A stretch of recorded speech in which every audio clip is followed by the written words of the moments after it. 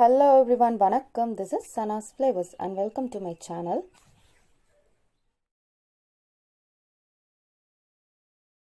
இன்னைக்கு சாஃப்ட் மைசூர் பாக் எப்படி பண்ணுறதுன்னு பார்க்கலாம் வாங்க. அதுக்கு தேவையான இன்க்ரீடியன்ட்ஸ் டிஸ்பிளே பண்ணுற பார்த்துக்கோங்க. வெறும் 3 பொருட்களை வச்சு ரொம்பவே ஈஸி அண்ட் டேஸ்டியாக எப்படி பண்ணுறதுன்னு பார்க்கலாம் வாங்க. செம்ம சாஃப்டாக இருக்கும்.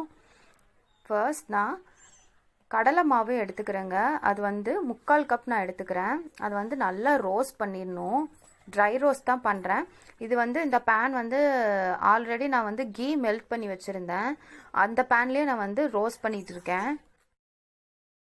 கடலை மாவோட கலர் நல்லா சேஞ்ச் ஆகணும். அப்புறம் நல்லா அரோமா வரும் அதை நம்ம ரோஸ்ட் பண்ணும்போதே. அதுக்கப்புறம் எடுத்து நீங்கள் ஒரு வேறு இதில் ட்ரான்ஸ்ஃபர் பண்ணிடுங்க. நீங்கள் வேணும்னா சலிச்சுக்கலாம். நம்ம எவ்வளோ கடலை மாவு எடுத்தோமோ அதே அளவுக்கு சர்க்கரையும் எடுத்துக்கோங்க. 3/4 கப் சர்க்கரைக்கு 1/2 கப் தண்ணி ஆட் பண்ணி 1 கம்பி பதத்துக்கு அதை காய்ச்சி எடுத்துக்கோங்க. 1 கம்பி பதம் வந்ததுக்கப்புறம் நம்ம ரோஸ்ட் பண்ணி வச்சிருக்கிற கடலை மாவை இதோட ஆட் பண்ணி லம்ஸ் இல்லாமல் நல்லா அதோட மிக்ஸ் பண்ணி விடுங்க. சர்க்கரை பாகோட நல்லா கம்ப்ளீட்டாக எல்லாத்தையும் நல்லா மிக்ஸ் பண்ணதுக்கப்புறம் நம்ம கீ கொஞ்சம் கொஞ்சமாக அதில் ஆட் பண்ணணும். நான் இன்னைக்கு என்ன பண்ணியிருக்கேன்னா 3/4 கப் கடலை மாவுக்கு 3/4 கப்பே கீ பாதி அப்புறம் ரீஃபைண்ட் ஆயில் பாதி நான் எடுத்து வச்சிருக்கேன். நான் எந்த கப்பில் கடலை மாவு எடுத்தனோ அதே கப்பில் மெஷர் பண்ணி கீ பாதி அப்புறம் ரீஃபைண்ட் ஆயில் பாதி ஆட் பண்ணுறேன். கீயை நான் மெல்ட் பண்ணி வச்சுட்டு ஆட் பண்ணுறேன். அப்படியே ஆட் பண்ணுறதை விட நீங்கள் மெல்ட் பண்ணி ஆட் பண்ணிங்கன்னா உங்களுக்கு கொஞ்சம் ஈஸியாக இருக்கும். அளவு தெரியும், அதுக்காக தான் மெயினாக அந்த மாதிரி பண்ணுறோம். நம்ம ஊற்றுற கீயை அது நல்லா அப்சர்வ் பண்ணிடும். அது வரைக்கும் நம்ம நல்லா கைவிடாமல் கிண்டிகிட்டே இருக்கணும்.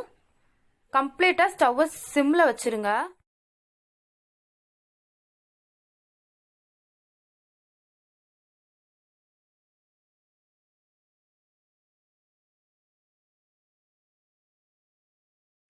மூணு பங்கு இல்லைன்னா 4 பங்கா இந்த மாதிரி கீயை ஆட் பண்ணுங்க. மாவை மட்டும் நல்லா ரோஸ்ட் பண்ணிடுங்க. அரோமா வர மாதிரி அந்த கலர் லைட்டாக சேஞ்ச் ஆகும். அந்த மாதிரி நல்லா ரோஸ்ட் பண்ணிடுங்க. இல்லைன்னா உங்களுக்கு மைசூர் பாக்கில் அந்த மாவோட ரா ஸ்மெல் வரும். அதுக்காக தான் சொல்கிறேன்.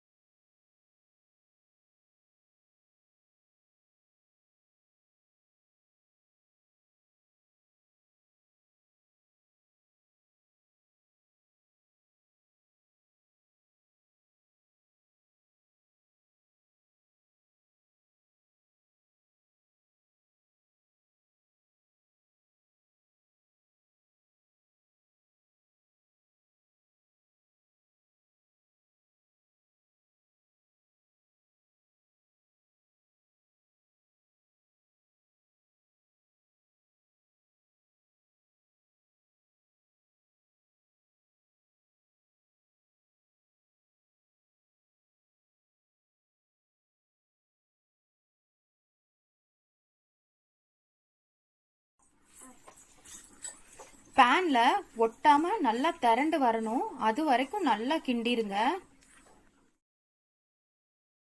பேனில் ஒட்டாமல் திரண்டு வந்ததுக்கப்புறம் ஸ்டவ்வை சுவிட்ச் ஆஃப் பண்ணிவிட்டு இந்த மாதிரி ஒரு ட்ரே எடுத்துக்கோங்க.